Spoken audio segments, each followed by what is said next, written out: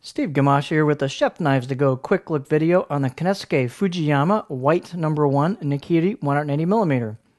This line of knives is composed of a core steel of Shiogami R White No. 1 carbon steel.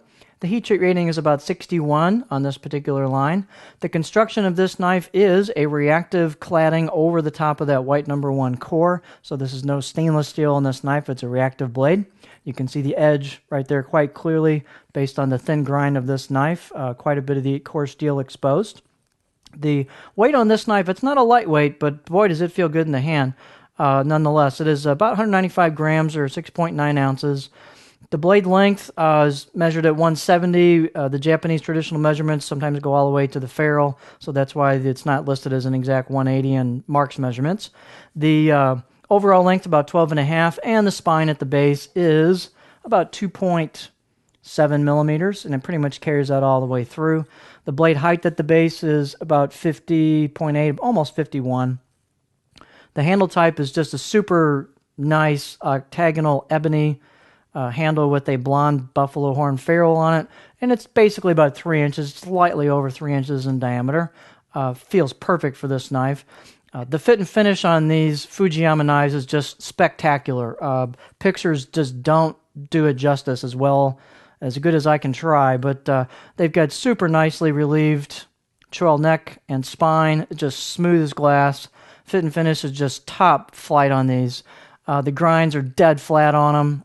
If you hold them down the edge and look at something in the reflection, you can see that they are just about as good as you're going to get.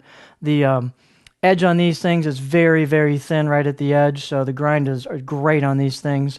And you can see quite a bit of the edge exposed. It shows you how thin it is here.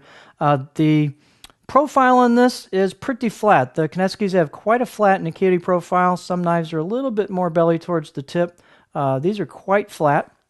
The other facet about this between the White No. 1 and the Blue No. 2, the Blue No. 2s look like they're ground different, but handling these, and I don't know if that's the case for Gyotos and such, but with the two Nakiris I have, which is a Blue No. 2 and a White No. 1, and let's bring in the Blue No. 2 here so you can look at it, you can kind of see the difference in how far up the grind supposedly goes just based on looking at the knife.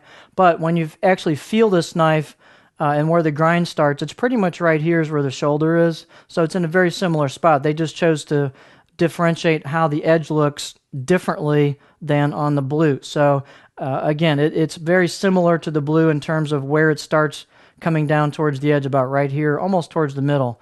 So very, very similar. So don't let that fool you. And again, I don't know if that's the case on all of them, but it sure is the case with the Nakiri. So if you want a one and done, one of the best knives in the world for your kitchen, Fujiyama by Konosuke are one of those types of knives. So fantastic knives. So there you have the Konosuke Fujiyama White No. 1 Nakiri.